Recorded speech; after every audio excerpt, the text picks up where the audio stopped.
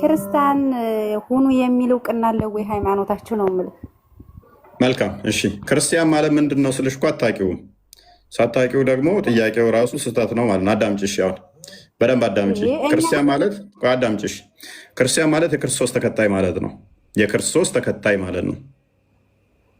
ክርስቶስን የሚከተል ክርስቲያን ተብለው ይጠራሉ። እኛ ስሙ አይደለም የሚያድነን፣ መኖሩ ነው የሚያድነን። ክርስቶስ ተከተሉን ብሏል ወይ? በደንብ ብሏል።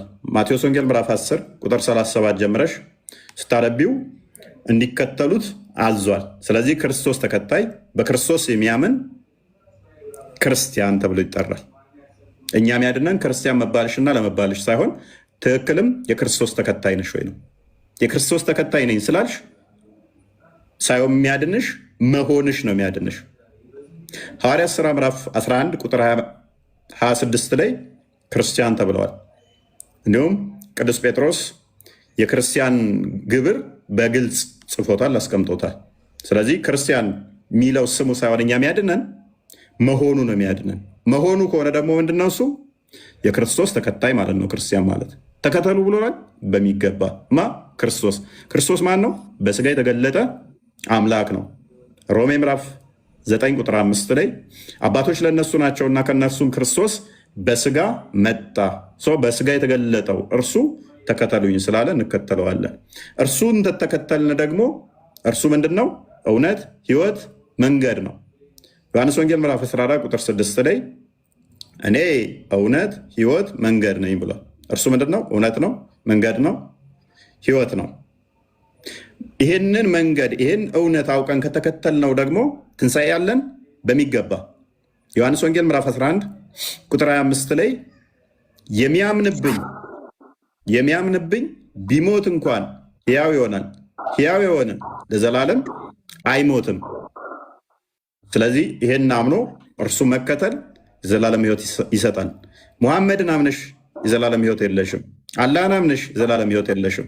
ማስረጃ የመጀመሪያው ገና ስከፍች ሱረቱል ፈቲሃ ላይ አላህ ራሱ ቀጥተኛው መንገድ ምራኝ ይላል። ክርስቶስ እኔ መንገድ ሕይወት ነኝ አለ። አላህ ግን መንገድ ምራኝ ይላል። ሱራ 34 24 ላይ እኛ ወይንም እናንተ በተሳሳተ መንገድ ውስጥ ነን በላቸው ይላል። እርግጠኛ አይደለም ሙሐመድና አላህ እርግጠኛ አይደሉም። ሱራ 1971 ላይ ሁላችሁም ወደ እርሱ አውራጅ እንጂ አንዳችሁም አትቀሩም ይላል። ወዴት? ወደ ገሃነም። ገሃነም ገብተሽ 40 ዓመት ምናምን ተቃጥለሽ እንደምትወጪ ይነግርሻል። ስለዚህ ሙሐመድን አምናችሁ ተስፋም የላችሁ፣ አላህን አምናችሁ ተስፋም የላችሁ። ስለዚህ ክርስቶስ ግን ምን አለ? የሚያምንብኝ ቢሞት እንኳን ሕያው ይሆናል፣ ሕያው የሆነ ለዘላለም አይሞትም። ይህንን ታምኛለሽ ነው ጥያቄው። ቶፒኩ ላይ መልሹ። አንዴ እንትና አውጪው። ስለዚህ እሱም መከተል እሱም ማመን የክርስቶስ ተብሏል። እኛ የክርስቶስ ተከታዩ ክርስቲያን እንባላለን። ተከታይ ማለት ነው። ኤኖስ በግሪኩ ከመልእክተኛ ማናቸውንም ለእነርሱ ያብራራላቸው ዘንድ በወገኖቹ ቋንቋ እንጂ በሌላ አላክንም። በእኛ ቋንቋ እንዲያብራራልን የተላከው ማን ነው? እሱ ፉአድ አቡበከር። መቀጠል ትችላላችሁ።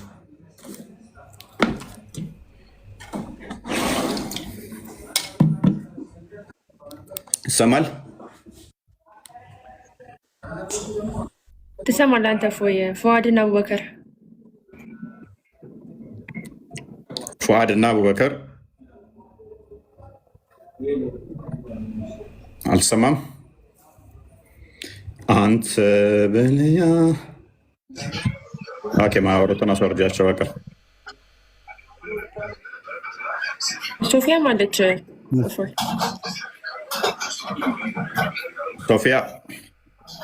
ሶፊያ አላወራችም። ያው ሶፊያ ፉአድ ሜቷል። እንኳን ደህና መጣሽ። እየተማርኩ ነው። ደህና ሙስሊም ነሽ? ይመስገነው ነበርኩ። ግን ጥያቄ ልጠይቅህ አንዴ። እሺ ቀጥይ። አይ እንደዛ የሚል የለም፣ ተሳስተሻል። ለምሳሌ አሁን ማርያምና እንደ ገብርኤልና እንደ እግዚአብሔርን እያሉ ከማሉ እያመለኩ ከመሰለሽ ስህተት ነው። በእርግጥ በእስልምና ከአላህ ውጭ መማል አይቻልም አይደለ? ያ መሐመድ ግን በተለያየ የማለባቸው ክፍሎች አሉ ከአላህ ውጭ። ኤኒዌይስ ግን ማላ በማንኛውም አልተፈቀደም፣ በእኛ ላይ ክልክል ነው። ስለዚህ ተሳስተዋል። ምንድነው በማላቸው ቤተክርስቲያን ሳሁን ለምሳሌ ገብርኤል ቤተክርስቲያን አለ፣ እንደገና ደግሞ ክዳን ህምረት ቤተክርስቲያን አለ። ለምሳሌ እንዴት ነው ያኔ? አሁን ለምሳሌ በእኛ መስክር ነው አንዴ ያኔ ልዩ ቦታው ያኔ ምን አለ መሰለህ? አሁን ለምሳሌ ደሴ አዲስ አበባ አለ አይደል? እንደዛ ለምሳሌ የኢየሱስ መስጊድ ያለ ግን መስጊድ አንድ ነው። የእናንተ ግን ገብርኤል ቤተክርስቲያን ነው ደግሞ ሚካኤል ኡራኤል ምናምን እንደዚህ ይባላል። ምንድን ነው ያኔ? ሁሉም የራሱ ያኔ ገብርኤል የራሱ አምላክ ነው ወይንስ ኪዳነ ምሕረት የራሱ አምላክ ናት? አይ አይደለም፣ እንደዛ አይደለም። ስያሜ ናቸው እነኚህ። ቤተክርስቲያን ማለት በደንብ አስተውይ፣ ቤተክርስቲያንን የሰራት ራሱ ክርስቶስ ነው። ማቴዎስ ወንጌል ላይ ምዕራፍ 16 ላይ ቁጥር 16 አካባቢ ቤተክርስቲያንን የሰራው ክርስቶስ ነው። አንዴ ክፈቹ። ሶሪ በጣም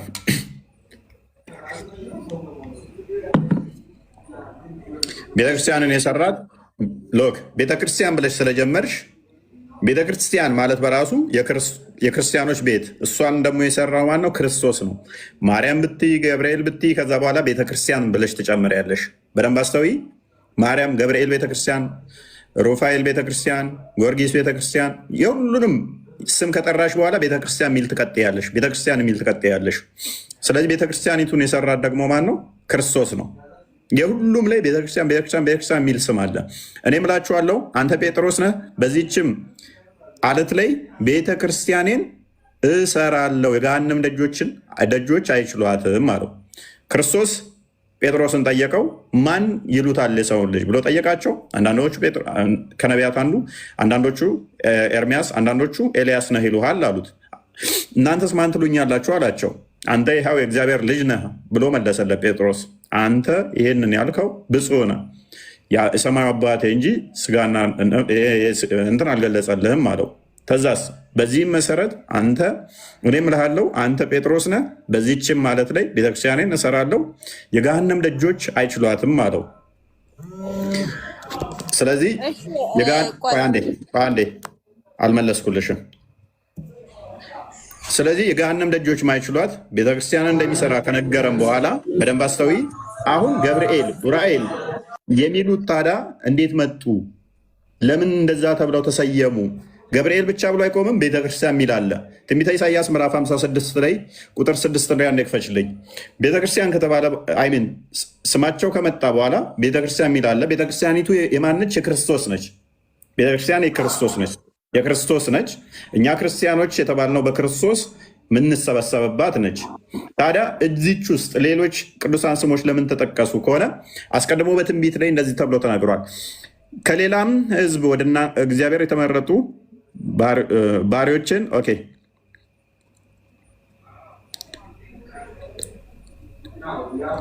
ቁጥር 3 ላይ አድርገው። አንዴ 3 ላይ አድርጊው እና አንዴ ጣልቃ ትግባ።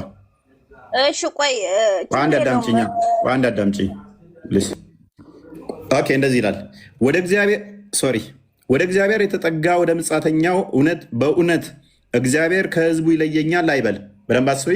ወደ እግዚአብሔር የተጠጋ ወደ ህዝቡም የመጣ ምጻተኛ እግዚአብሔር ይለየኛል ከህዝቡ አይበል።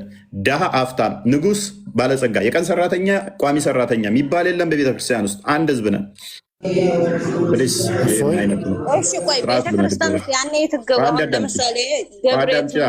አዳምጪ ቆይ። ኦኬ የተጠጋ ምጻተኛ በእውነት እግዚአብሔር ከህዝቡ ይለየኛል አይበል። ጀንደረባ ምነው እኔ ዛፍ ነኝ አይበል።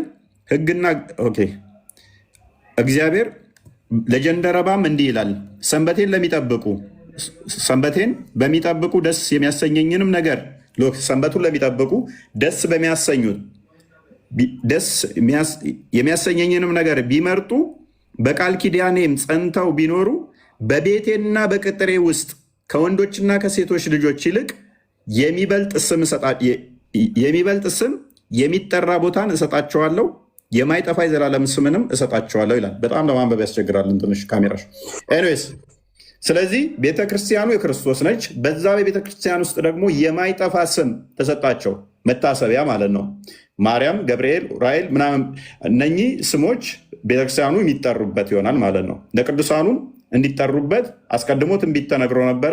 ቤተክርስቲያኒቱን በአዲስ ኪዳን ክርስቶስ ሰራት። ከዛ በኋላ በዛ በቤተክርስቲያን ውስጥ ደግሞ ማይጠፋ ስም ተሰጣቸው። እህታችን ሁሉም መስጊድ ሁሉ እኛ ጋር መስጊድ ነው የሚባለው ብለሻል። አንዋርም መስጊድ ታውቂዋለሽ? አንዋር መስጊድን ታውቂያለሽ?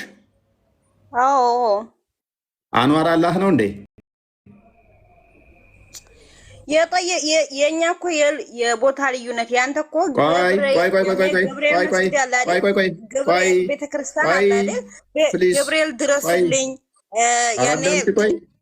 ወዴት አንዋር መስጊድ አላህ ነው ወይ? መስጊድ ሁሉ ያላህ ነው ብለሻል። አላህ ነው ብለሻል። አንዋር መስጊድን አውቃለሁ ብለሻል። አሊን መስጊድ ታውቂያለሽ? ያኔ የቦታ ስም ነው። እህታችን በአዳምጪ አንዋር ቦታ ነው ወይንስ ሰው ነው? አንዋር ስም እኮ ነው። ሰውዬ ምን ሆነ ነው? አሊ ቦታ ነው ወይንስ ሰው ነው? ስም ነው። ስለዚህ በእነኚህ ስም የተሰየመ መስጊድ አለ የለም? ያኔ ምን አለ መሰለህ እህቴ፣ መስጊድ ለምሳሌ አንድ ሰው አሁን መስጊድ ቢሰራ መስጊድ እህቴ አንደኛ ይኸውልሽ፣ በቃ ቤተክርስቲያን አንደኛ ከቦታ አንጻር ሊሰየሙ ይችላሉ። እኛ እኮ ታዲያ አንዋር መስጊድ ቢኖር እኮ ታዲያ አንዋር መስጊድ እኮ አይደለም የማመልከው እኮ አንዋር። እናንተ ግን እኛም አናመልከው። ፕሊስ እኛም የምናመልከው ገብርኤል ድረስልኝ። አይ አንድ አዳምጪ። እኛም የምናመልከው አዳምጪ። ጥቁሩን ድንጋይ ታመልኪያለሽ። ጥቁሩን ድንጋይም ታመልኪያለሽ። ፕሊስ ሊስን። ቴንኪው። አንድ የሚዩት አርጊው። ቴንኪው ጎበስ። ጥቁሩንም ድንጋይ ታመልኪያለሽ። እዛ ጥቁሩ ሀጅ ሄደሽ የምትስሚው መስጊድ ሁሉ አንድ አይደለም ብለሽ ስለምታምኚ ነው። መስጊድ ሁሉ አንድ ቢሆን ኖሮ በሚሊየን የሚጠጋ ገንዘብ ከስክሰሽ ሳውዲ አትሄጂም ነበረ። ሱናናና ሳይ 2919 እንክፈችላት። እዛ ስትሄጂና ያንን ጠዋፍ ስታደርጊ ያኛው መስጊድ ከመስጊድ ስለሚለይ ኃጢአቴን ይቅር ይለኛል፣ ነፃ ሆናለሁ። የኔን ማመለስኩልሽ ስያሜ ነው የኛ አልኩሽ።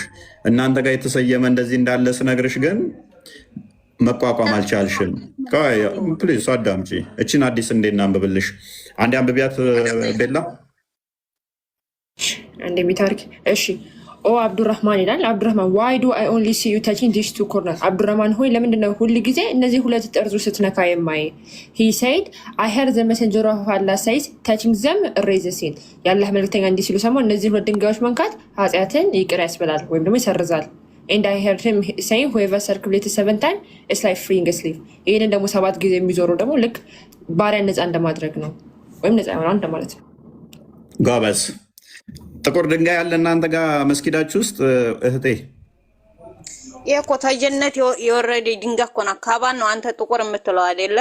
ይቺ ከጀነት ቤት ወረደ ገና አላህ Subhanahu Wa Ta'ala ለባሮቹ ያወረዳት። እስቲ ማስረጃ ነይ መጀመሪያ የራስህን ስለ ቤተ ክርስቲያን ጠይቄሃለሁ፣ ንገረኝ። ቆይ አንድ ጥቅስ ብቻ ከቁርአንሽ ላይ ከገነት የወረደ ነው የጥቁር ድንጋይ የሚል አንድ እስቲ ከቁርአንሽ ላይ ማስረጃ እንችልኝ። አንድ ብቻ። ይሄ ውሸት ነው፣ ተረት ነው፣ ቀልደውባችኋል። ትናንትና የተጻፉ አዲስ አበባዎች ላይ የሚገኝ ተረት ነው፣ ፊክሽን ነው። ቁርአናችሁ ላይ እንኳን የለም። ኃጢአታችሁን ይቀር የሚለው ይሄ ጥቁሩ ድንጋይ ባይዘ ድሮ ከመሐመድ በፊት ሴቶቹ ፔሬዳቸውን ይቀቡት ነበረ። ከዛ ሲጠቁር ጊዜ ከገነት የመጣ ነው ብሎ ሸወዳችሁ መሐመድ። ጥቁር ድንጋይ እየሰበሰቡ ያመልኩ ነበረ። አይደለም ፔሬድ ልቀባ ሲል ቀርቶ ማለት ነው። ልንገርህ ሴት ልጅ የወራባ ላይ ሆና ካባ ውስጥ መግባት ከእስልምና ከመሐመድ ላቻ ስላለብህ እንጂ ይሄ የምታወራው የሚቀባ አንድ ምን የሚቀባ የለም። ገባ እህቴ? እስልምና ለቀሽ ትወጫለሽ። እኔ ከመሐመድ በፊት ከእስልምና በፊት ሴቶቹ ፔሬዳቸውን እንደሚቀቡት ባሳይሽ ከእስልምና ትወጫለሽ? አይደለም ብሔር ልቀባ ሴት ልጅ የወር አበባ ላይ ሆና ካባ ውስጥ መግባት አትችልም። በኋላ ነው የተከለከለው። እሱ በኋላ ነው የተከለከለው። በቃ አሁን ወደ ቶፒካችን እንመለስ። በቃ እኔስ ይበቃሻል እስካሁን እንትን ካልሽ። እሺ መልስልኝ ታዲያ የጠየኩህ። በቃሽ ይበቃሻል።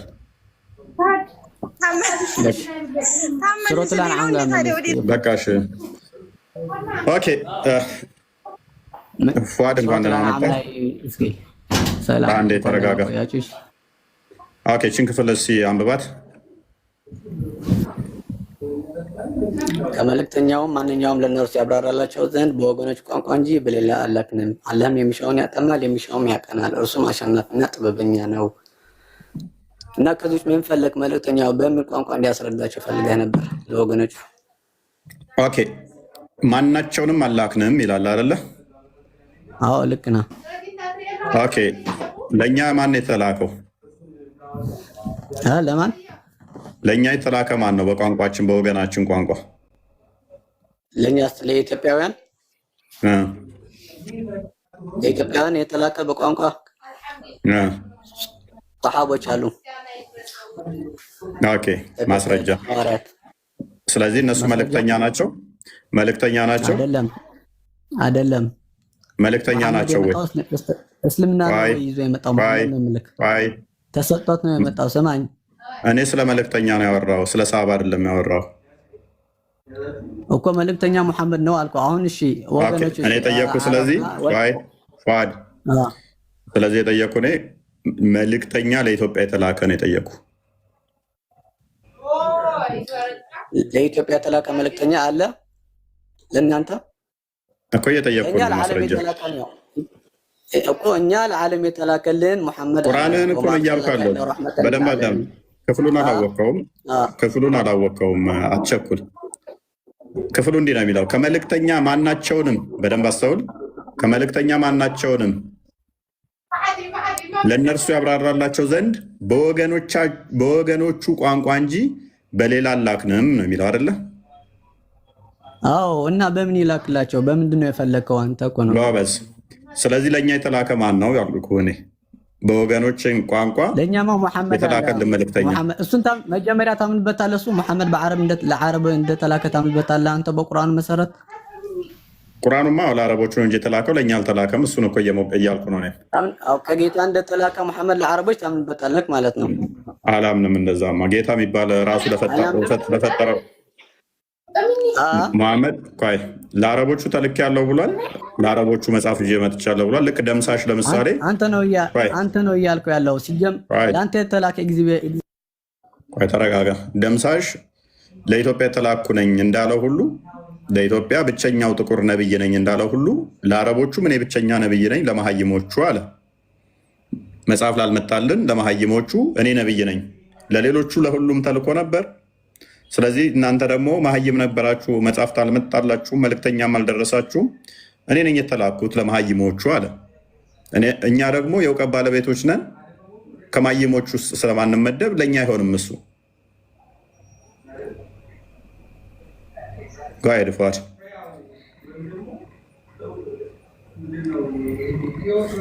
እያወራ ከሆነ ሜትን አንሳ።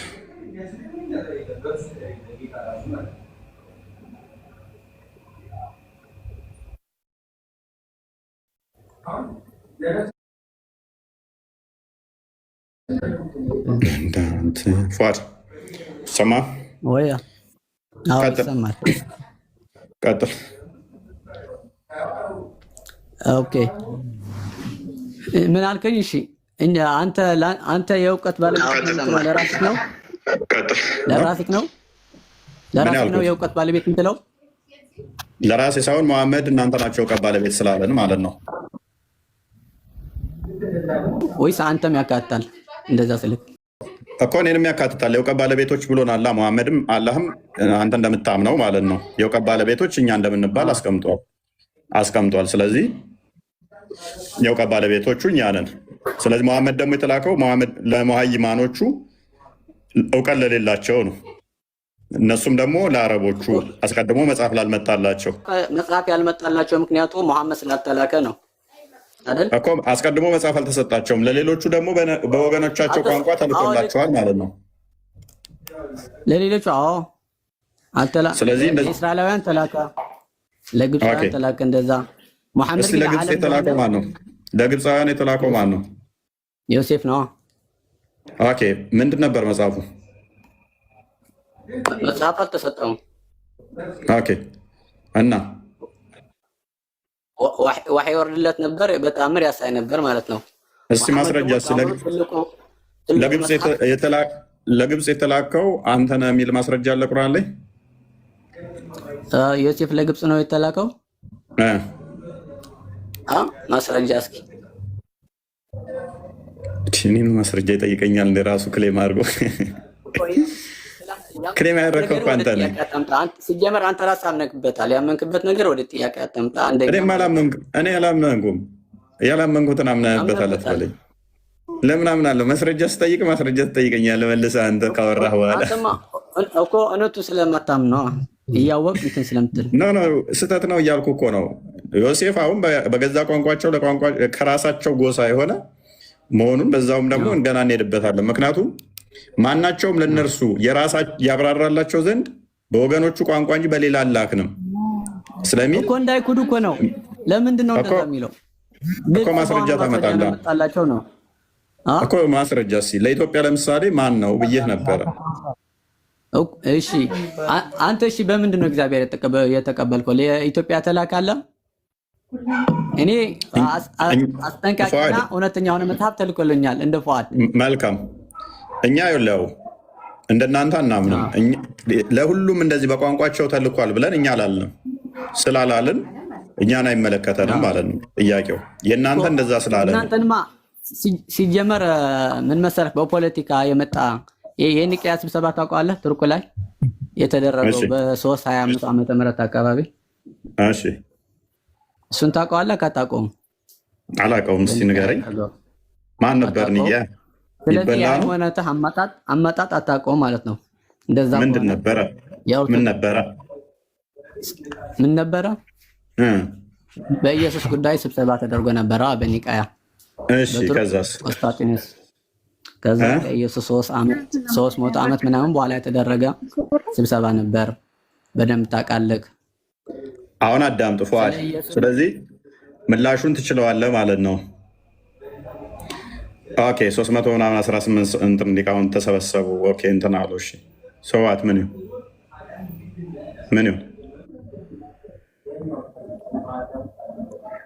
የአንተ 3 ሰዎች ተሰብስበው ነው ቁርአንን ያጸደቁልህ። በአቡበከር ጊዜ ላይ ዑመር፣ ዑስማንና አሊ ብን ጣቢት በእነኚህ 3ቱ ነው ተሰብስበው ተማክረው እምነቱን የመሰረቱልህ።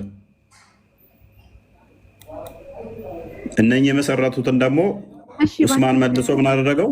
ቆይ አንዴ። ዑስማን ምን አደረገው? ብቻውን ወሰነና ምን አደረገ? እንደዚህ አድርጉና እንደዚህ ጻፉ ብሎ ለ3 ሰዎች ትእዛዝ ሰጠ። በ3 ሰዎች ትእዛዝ እምነት ተደነገገ። በአንድ ሰው ትእዛዝ ማለት ነው እምነት የተመሰረተው። እሱም አልበቃላችሁና ከ250 ዓመት በኋላ ላይ ቡሃሪ የሚባል አንድ ሰውዬ የአዘርባጃን ነዋሪ የነበረ ሙሐመድ የነበረበት ያልነበረ ከ200 ምናምን ዓመት በኋላ መጣና 666,000 ሐዲስ ሙሐመድ ተናገረ ብሎ መጽሐፍ ጻፈላችሁና እምነት መሰረተላችሁ። መጽሐፉን ከሌሎች መጽሐፍ አግኝቶ ነው የጻፈው አይደለም። ሰማው እያለ ሙሐመድ ከሞተ ከ200 ዓመት በኋላ መጥቶ አንድ ሰው ቡሃሪ የሚባል መጽሐፍ ጻፈላችሁ። ከ300 ምናምን በኋላ ሌሎች አዲሳቶች መጡ።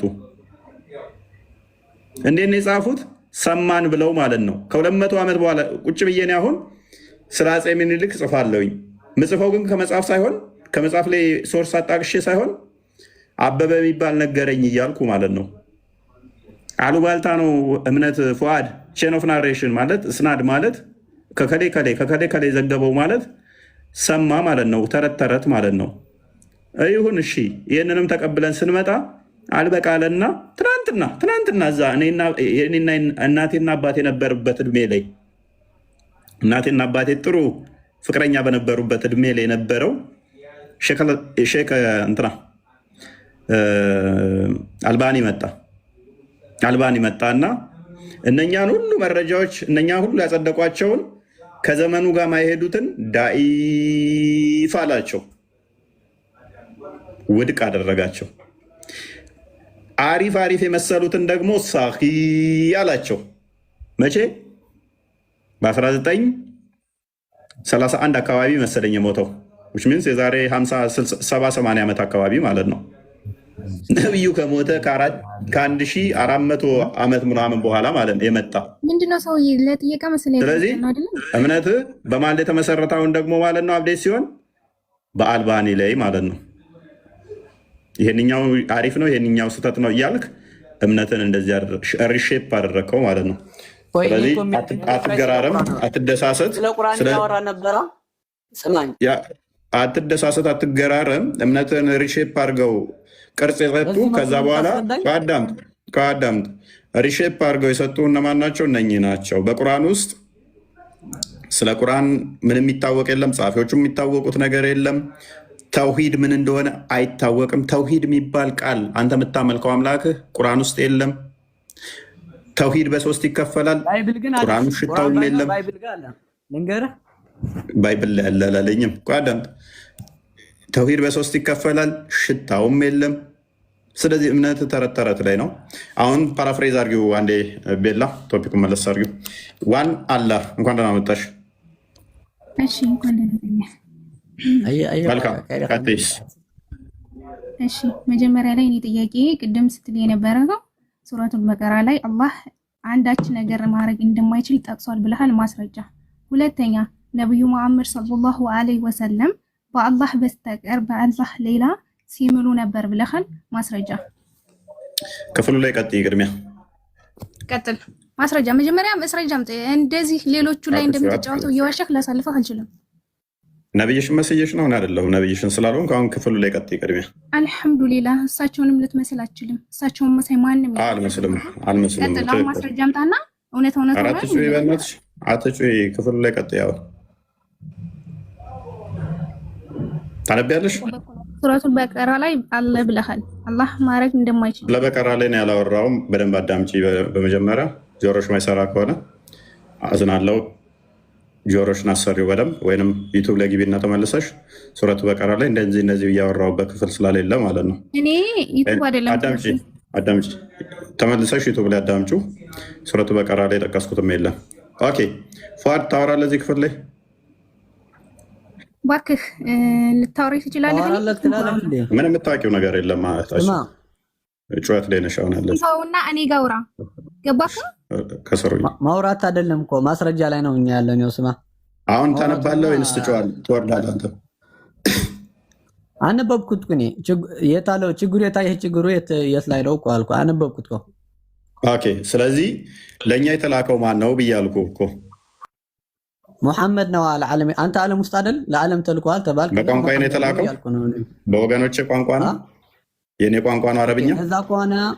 እንደዛ ከሆነ አረቦቹም መስማት የማይችለውን በምን ተላከበት? እሺ መስማት እኔ ምን አገባኝ ስለ አረቦቹ? ስለ አረቦቹ ምን አገባኝ? እኔ ስለ ራሴ አሁን ካላገባህ ለምን በራሳቸው ቋንቋ ተላካላቸው ምናምን ትላለህ? ኦኬ ለአረቦቹ ልስጥሽ። በቃ 43:3 አንዴ ክፈችልኝ።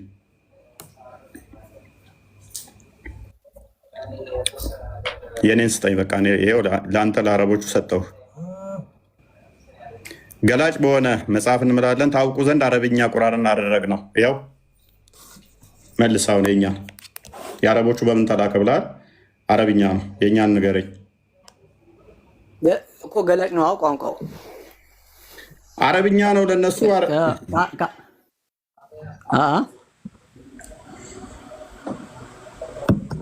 አሁን አረብኛ ለአረቦቹ ሰጠን፣ የእኛን ትሰጠናለህ ወይንስ ትወርዳለህ? ለአንተማ ሰጠኸው እኮ ይኸው ቁርአን ተሰጠህ እኮ ለአረቦቹ። በቃ ቴንክ ዩ። ኦኬ አቡ ፈታ አብዲል ነው፣ ሶሪ አብዲል ፈታ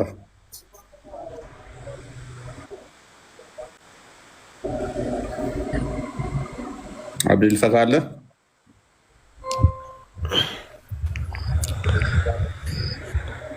ይሰማል እንዴ? ይሰማል።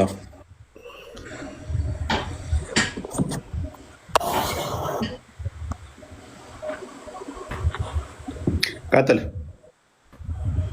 እሺ ማንኛው ነው እያወራ ያለው? ሁለታችሁ ናችሁ የከፈታችሁት። ምን ልቀጥል? ኦኬ። ለኢትዮጵያ የተላከው ነቢይ ማን ነው?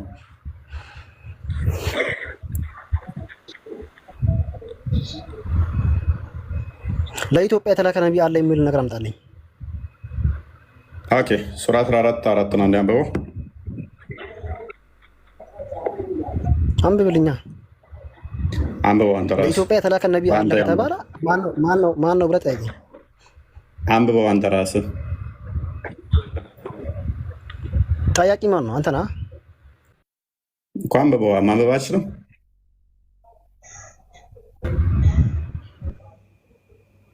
ትችላለህ አይደል ማንበብ? ይዋ ቀጥል።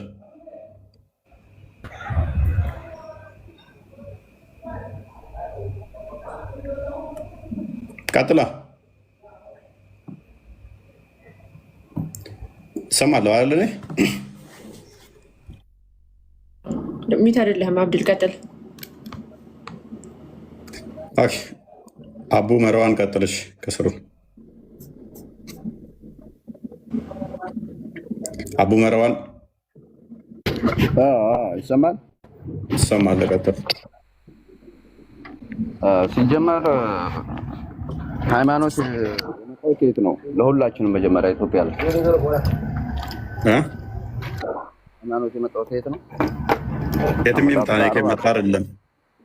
እና ታዲያ ስለዚህ ቁርአን እኮ የተላከው ለሁላችንም እስከሆነ ድረስ እኛም ድረስ ደርሷል አይደል?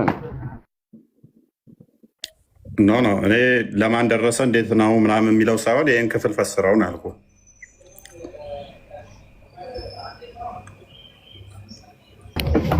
ለኢትዮጵያ ተብሎ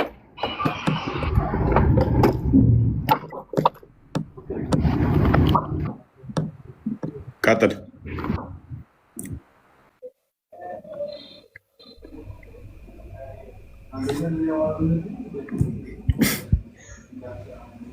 አይሰማም?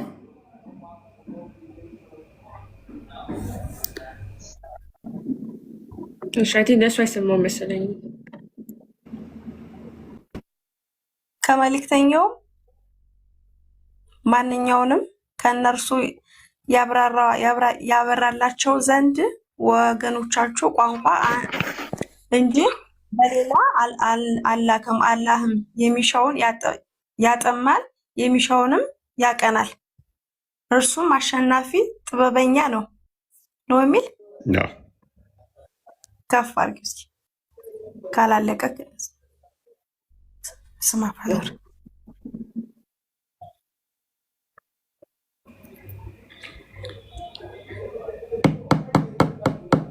ማንም ያስረዳን። ይሄን በመልእክተኛ ከሆነ የሚላከው በገዛ ቋንቋቸው በወገኖቹ ቋንቋ ከሆነ የኛ የወገናችን ቋንቋ አማርኛ ነው። ለኛ የተላከ መልእክተኛ ማን ነው?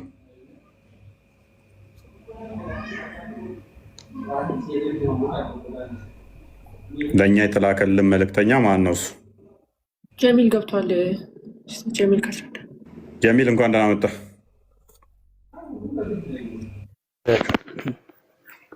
መልካም። መሐመድ ለዓለም ነው የተላከው ብለህ ነው የምታምነው? ኦኬ። እኔ ለዓለም ተልክ ያለው የሚልበት ቁርአን ክፍል ውስጥ አለ? እኔ ለዓለም የተላኩ ነብይ ነኝ የሚል? አይ አላህ ሱብሓነሁ ወተዓላ ይመሰክርላቸው አለ። እሺ ሙሐመድ ለዓለም ለሁሉም ዓለም ህዝብ የተላከ ነው የሚል አለ? ሙሐመድ ብሎ ቀጥታ አሁን ቁርአን የሚያናገረው ነብዩን ነው። ማን ያለ ነብዩን? ማን ያለ? ሌሎችንም አናግሯል። ቁርአን ውስጥ እንዳናገር አድርጎ ጉንዳንን ጭምር አለ፣ አጋንንቶችንም ጭምር እንዳናገር አለ። አይ ቁርአን የሚወርደው ለነብዩ ነው። ቁርአን የኛው የምትለው አይደለም። አሁን እንደጠየቁህ ማስረጃ አለ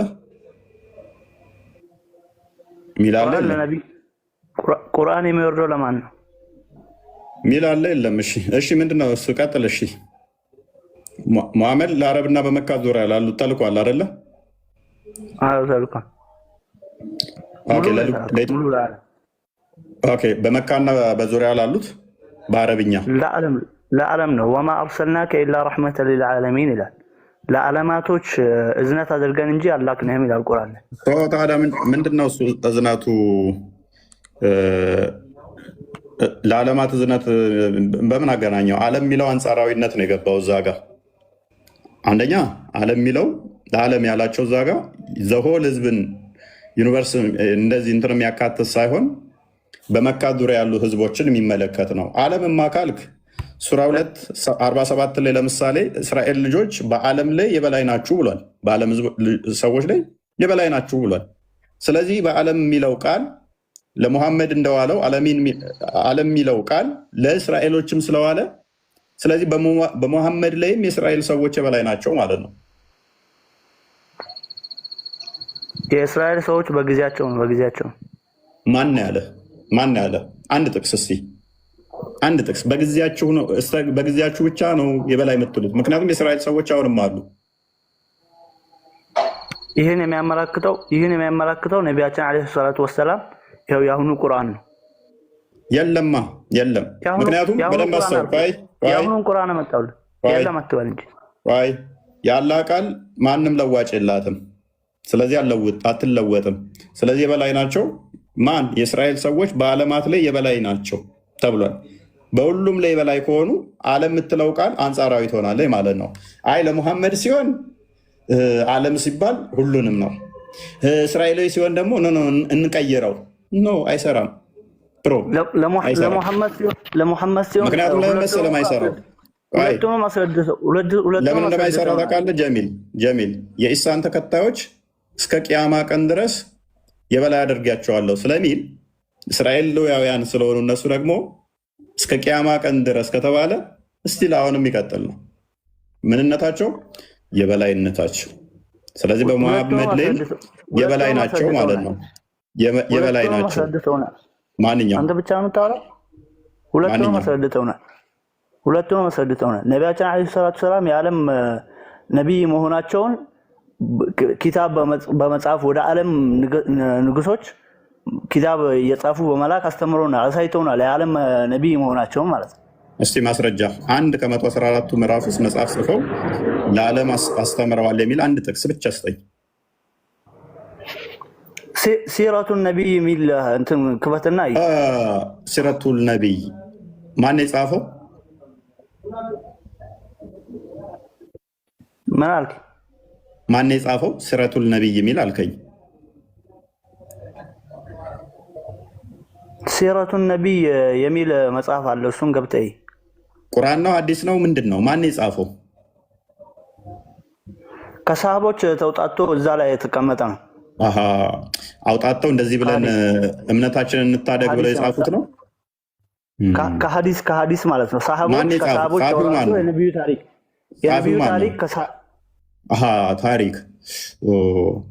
ነቢዩ ከሞተ ከስንት መቶ ዓመታት በኋላ ነው የተጻፈው? በጭንቅላት ተወራርዶ ከዛም በኋላ ተረት ማለት ነው። ሐሜት ማለት ነው አይደለም? ታዳምጠው ለምን ትደረባለህ? እያዳመጥኩ ነው። ሐሜት ማለት ነው። በጭንቅላት ተወራርዶ ማለት ሰማው ሐሜት ማለት ነው። ቀጥል። ሐሜት ማለት ምን ማለት ነው? ሐሜት ማለት በቃ ወሬ ማለት ነው። በቃ ከከሌ ሰማ እንደዚህ ሙሐመድ እንደዚህ ብሏል አሉ፣ ሙሐመድ እንደዚህ አድርጓል አሉ። ለምሳሌ ሙሐመድ በአንድ ሌሊት 9 ሴቶቹን ወሲብ ያደርግ ነበር አሉ። ሙሐመድ ከሚስቱ ጋር ሳይገናኝ የተገናኘ ይመስለው ነበር አሉ። ይህ ሐሜት ነው። ለምሳሌ ወሬ ነው። የቤት ውስጥ ገመናውን ማነገረ ከሌ እንደዛ ብሎ ሲያወራ ሰምቼ ነው። ሐዲስ እንደዛ ነው። ሲራም ደግሞ ያው ነው። በቃ ትክክል። እንደዛ በወሬ የመጣ ማለት ነው። በወሬ ስልክ እውነተኛ ሰዎች በተናገሩት ማለት ነው። እውነተኛ መሆናቸውን በምነው የምታውቀው? እነሱ ነብይ ናቸው። ይህንን ያወሩ ሰዎች ነብይ ናቸው። ሙስሊም በመሰረቱ አይዋሽም በሚለው እናምናለን። አላህን እንኳን መካድ ትችላለህ አይደለም? መዋሸት ሱራ 1606 ላይ ችግር ከገጠመ የሆነ ነገር ከገጠመ አላህን ራሱ መካድ ትችላለህ። ሌላ ቦታ አትሩጥ። ሙስሊም በመሰረቱ አንድ ሰው እውነተኛ ነው ብለን የምናምነው ውሸት ሲገኝበት ብቻ ነው ውሸታም ብለን የምናምነው ሙስሊም ማለት ነው። ጀሚል መዋሸት እንደምችል እኮ እየነገርኩህ ነው።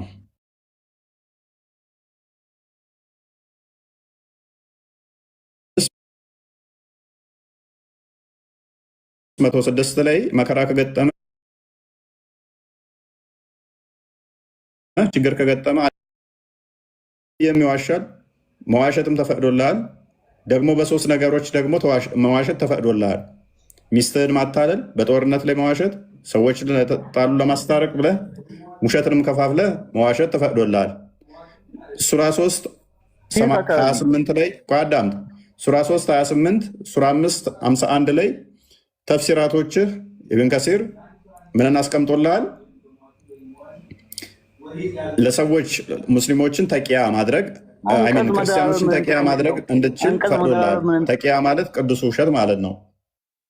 ሙስሊሞች ብዙ ካልሆናችሁ ክርስቲያኖቹ በጣም ብዙ ከሆኑ እንዳያጠቋችሁ ምን ታደርጋለህ? ማስመሰል ትችላለህ። በጥርስ እየሳቅ በልብ መርገም ትችላለህ። ቁጥር እስከምበልጣቸው ድረስ ፍቅር እየተጫወትክ ይሄን ማድረግ ትችላለህ ብሎ ነብይ አስተምሯል። ስለዚህ ይሄንን አሁን ያስተላለፉት አዲሱን ማይዋሹ ስለሆኑ አይዋሹም ሰዎቹ ብለን እናምናለን። ማይዋሹ ከሆኑ የዛሬ ስንት ዓመት ትክክል ናቸው የተባሉ ሲራዎችና ሀዲሶች እኮ አልባኒ መጥቶ አሁን ዳኢፍ ብሏቸዋል። ከዘመኑ ጋር ሄድ ሲሉ ሰዎቹ ማይዋሹ ከሆኑ የተላለፉት ጽሁፎች ሁሉ ትክክል ከሆኑ አልባኒ የሚባል ትናንትና የመጣ ሰውዬ ጥናት አጠናና ይሄን ዳኢፍ ይሄን ሳሂህ ይሄን እያለ እኮ ከጊዜው ጋር ማሄዱትን ዳኢፍ ብሏቸዋል። ስለዚህ አትልፋ ብዙ አሁን አንተ ስለ ሰነድ እያወራ ነው። ስለ ሰነድ እኮ ምን የምታውቀው ነገር የለም። እስኪ አንተ የምታውቀውን ንገረኝ።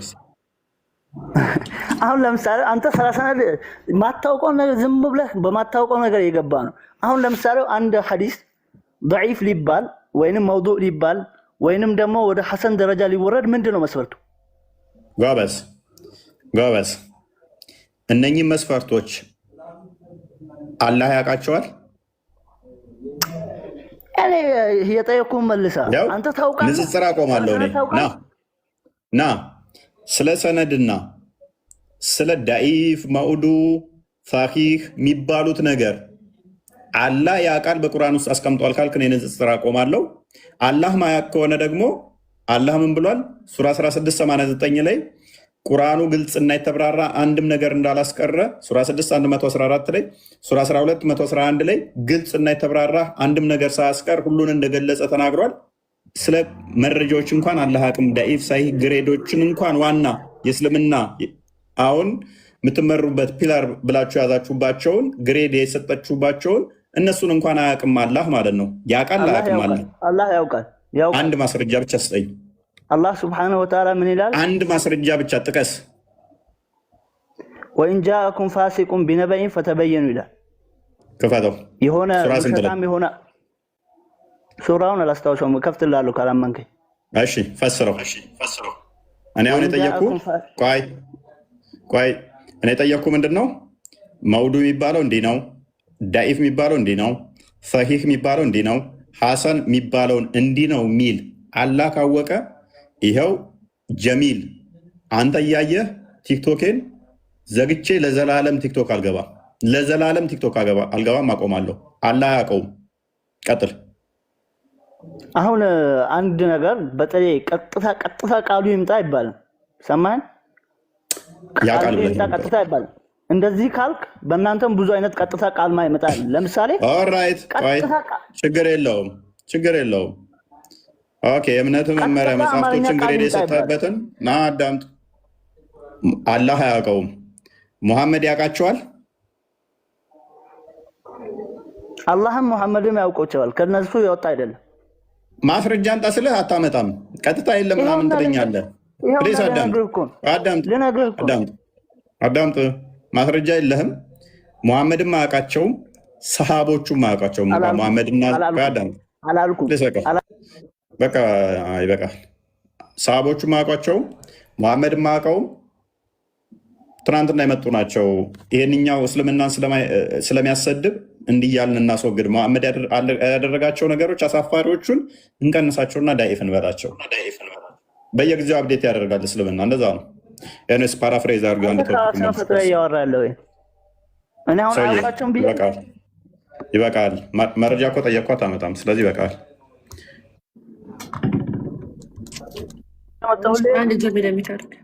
በቃ ጊዜ አትግደል።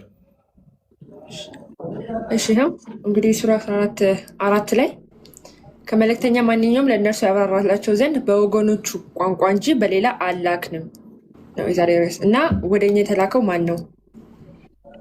በወገኖቹ የተላከ ከሚል ለአረቦች ነው መሐመድ የመጣው። መሐመድ እንኳን ደህና መጣ። ስለዚህ ወደኛ የተላከ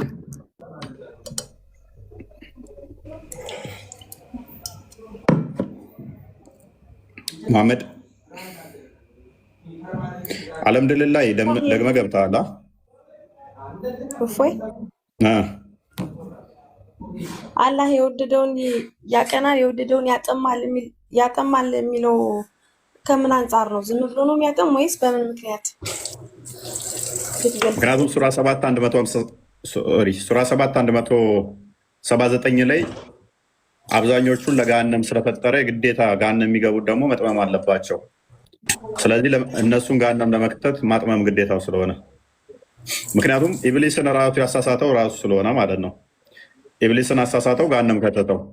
ከዛ ኢብሊስና አላህ ተነጋገሩ። እኔን ስላጠመምከኝ እኔ ደግሞ አጠማቸዋለሁ አለው። አስቀድሞ ኢብሊስን ምን አደረገው? አጠመመው አላህ። ከዛ በኋላ ኢብሊስ ደግሞ ሰዎችን እንዲያጠም ፈቀደለት ማለት ነው። ለምን?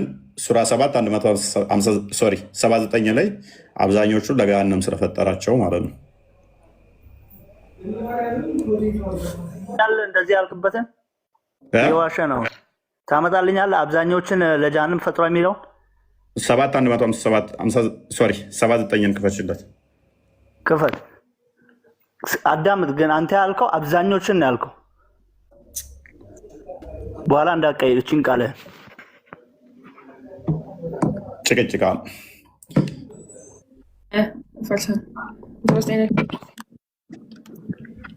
አንዴ 7:179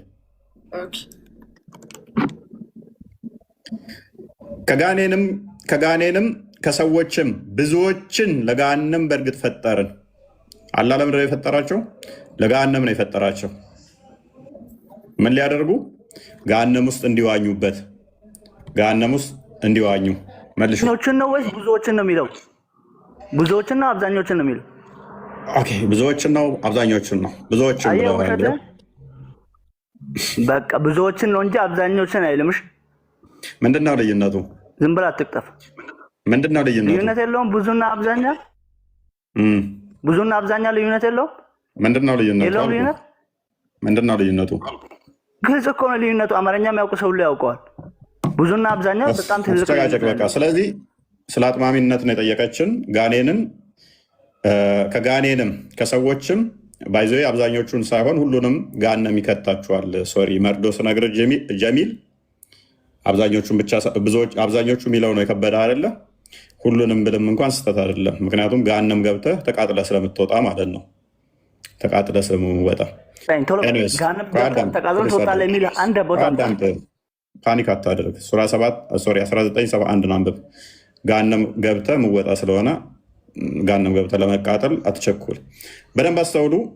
ስለ አጥማሚነት ነው የጠየቀችን። ሱራ 15 ፕሊስ አዳምጥ። ከስርን 15:39 አንዴ ክፈችው። 15:39 ይሰማሻል?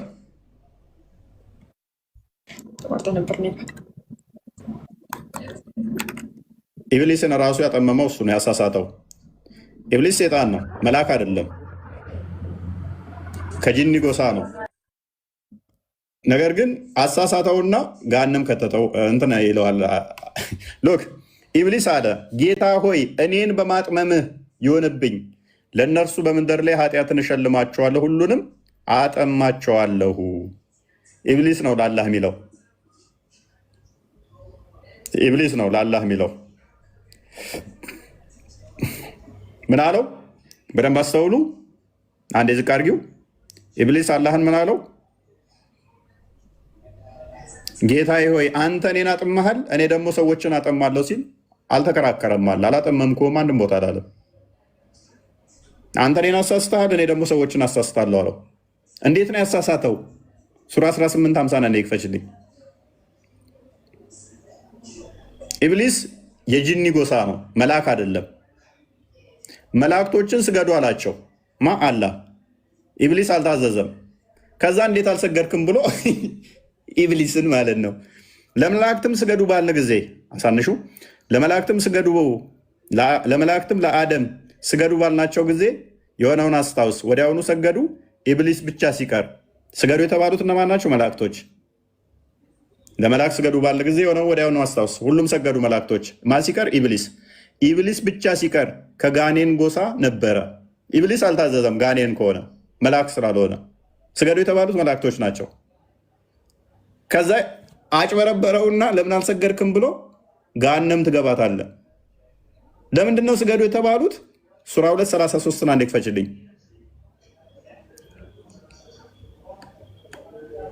እውቀት ቀድመው ስላወቁ አላህ ተናዶ ማለት ነው።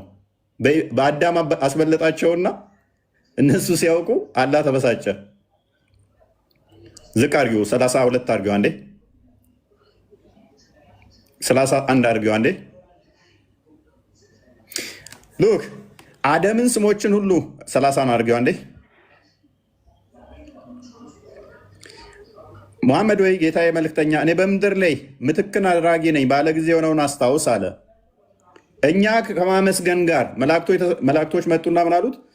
እኛ ከማመስገን ጋር የምናጠራህ ለአንተም የምንቀድስ ስንሆን በእርሷ ውስጥ የሚያጠፋንና ደሞችንም የሚያፈስን ታደርጋለህን አሉት። አላህ እኔ የማታውቁትን ነገር አውቃለሁ አላቸው። ሰው ልፈጥር ነው ሲላቸው መላእክቶች ምን አሉት? እኛ እናመሰግንሃለን፣ እናከብረሃለን። ደም አፍሳሽ የሆንን ሰውን ሰው የሚገልን ለምን ትፈጥራለህ አሉት። ገና ሳይፈጥር ማለት ነው። ሰው ነፍስ እንደሚያጠፋ ገና ሳይፈጥር መላእክቶች አውቀው ነፍስ የሚያጠፋ ለምን ትፈጥራለህ ብለው ሲሉት አላህ ተበሳጨ። ገና ሳይፈጥር እነሱ ስላወቁ ማለት ነው። አደምንም ስሞችን ቆይ የቱ ጋር ነበር? ዝቅ አድርጊው። አንድ አስተሽኛል። ኦኬ። አላህም እኔ የማታውቁትን ነገር አውቃለሁ አላቸው። ነፍስ የሚያጠፋን አትፍጠር፣ የምፈጥረው ነገር ሰው ይገድላል ብለው ሲሉት ነው የማታውቁትን ነገር አውቃለሁ አላቸው። ፉክክር ማለት ነው ከእነኚህ ጋር። ከዛስ አደምንም ስሞችን ሁሉ አስተማረው ከፋሪው። ከዚያም በመላእክት ላይ ተጠሪዎችን አቀረባቸው፣ ሁሉን ስም አስተማራቸው ከፈስ ጭምር ይላል። ኦኬ ሐዲስ ተፍሲራቶቹ ማለት ነው። እውነተኞችም እንደሆናችሁ የእነዚህን ተጠሪዎች ስሞች ንገሩኝ አላቸው። ሉክ መላእክቶች እዛ ጋ አሁን ገና አደም ሳይፈጠር አንተ የምትፈጥረው አደም ሰው ደም የሚያፈስ ነው ብለው ቻሌንጅ ሲያደርጉት አደምን ፈጠረና ለብቻ ስም ነገረው። ይሄ ዝንጀሮ ነው፣ ይሄ ጦጣ ይባላል፣ ይሄ ፈስ ይባላል፣ ይሄ እንደዚህ ይባላል ብሎ ስም ነገረው ለአደም ብቻ ማለት ነው። ከዛ ወደ መላእክቶች አመጣ። ከዛስ ተጠሪዎች ያቀረባቸው፣ እውነተኞችም እንደሆናችሁ እነዚህን ተጠሪዎች ስሞች ንገሩኝ አላቸው።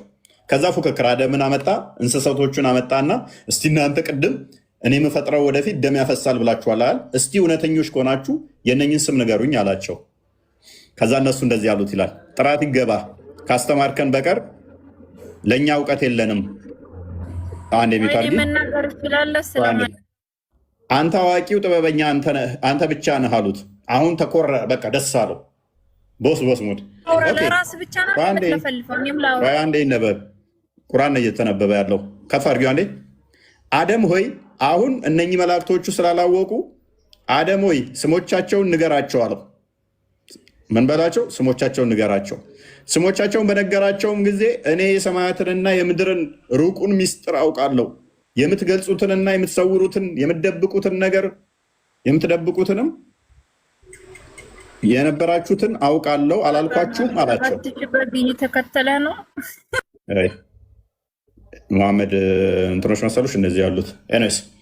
ስለዚህ እዛ ጋር ለአደም ነገረና አደም ሲናገር አላልኳችሁም ነበር እናንተ ማታውቁትን እኔ አውቃለሁኝ።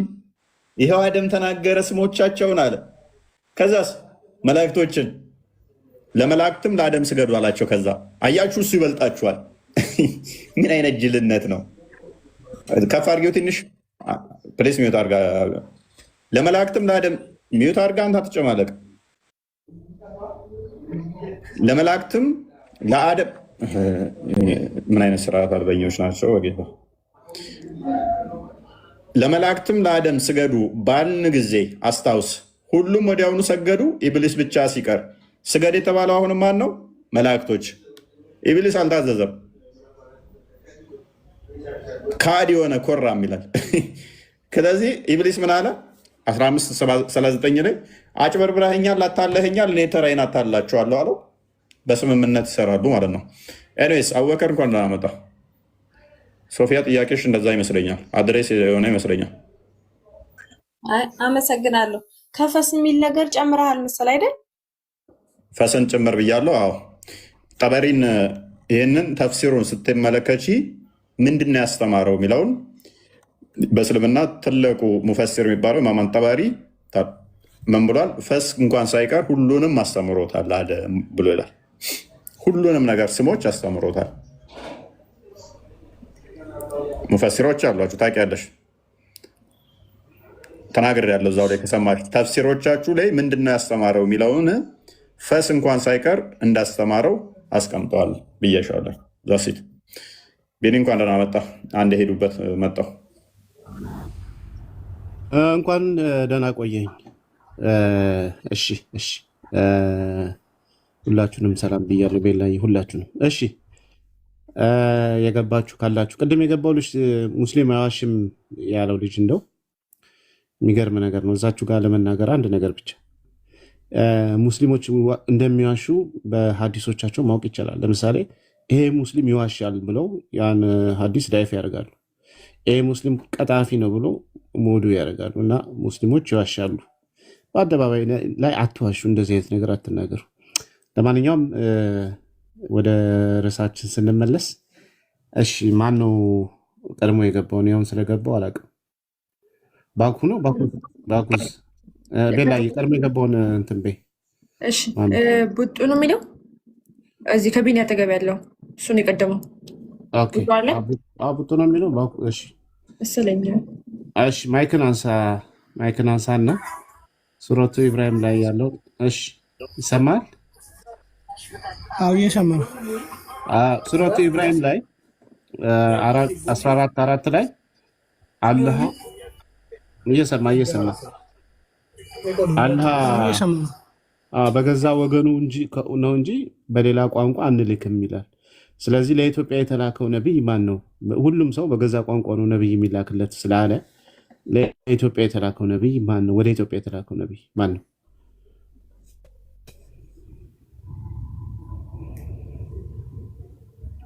ማይክን አንሳና መልስ። ግን ምን እያልክ ነው? አልሰማኝም። አልሰማሁም።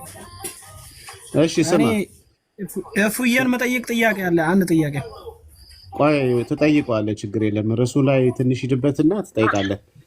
በሱረቱ ኢብራሂም ቁጥር 4 አይደለም እኔ የሆነ ጥያቄ ጠይቄ መልስን ካገኘው ወደ እናንተ መለሳለሁ፣ ካላገኘው ችግር የለም። ያንተን ጥያቄ ሳይሆን የነን ጥያቄ ቀድመ መለስ። ቆይ ትጠይቃለህ። እንትን አለን አይደለ? ርዕስ አለን አይደለ? ከዛ በኋላ ደግሞ አንተ ጥያቄ ትጠይቃለህ። ፕሊዝ ስማ እባክህ።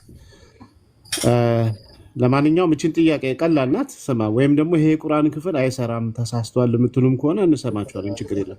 በዛ መመለስ ትችላላችሁ። አይ ትክክል ነው ይሰራል የምትሉ ከሆነ ይሄንን ጥያቄ እኔ አልጠየቅም። እኔ የራሴን ጥያቄ ይዤ ነው መጣሁት። ከዛ ከጠየቁ በኋላ ትጠይቀኛለህ። በቃ መጨረሻ ትጠይቃለህ። ማይክ ያዝና ሌሎች ይመልሱ። በቃ እሺ፣ ማይክ ያዝ። ቴንክ ዩ። ካልተጠየቅ ምን እናደርጋለን? እሺ፣ ፎይ ከመጣ ቀጥል። ረጅም ሰዓት አወራሁ እኔ አቃተኝ። 2 ሰዓት አለመስ አወራሁ እኮ ቀጣይ ማን ነው የሚገባው? እሺ፣ ደህና እንዴት ነህ? ሰላም ነው? እግዚአብሔር ይመስገን። እንዴት ናችሁ? ደህና ናችሁ? ደህና ነን፣ እግዚአብሔር ይመስገን። ሰምተዋል አይደለ? ጥያቄያችንን እስኪ ድገምልኝ፣ እስካወቅሁት መልሳለሁ። መልካም እሺ። ቤላ የክፈችለት እያየው ቢሆን ይሻላል።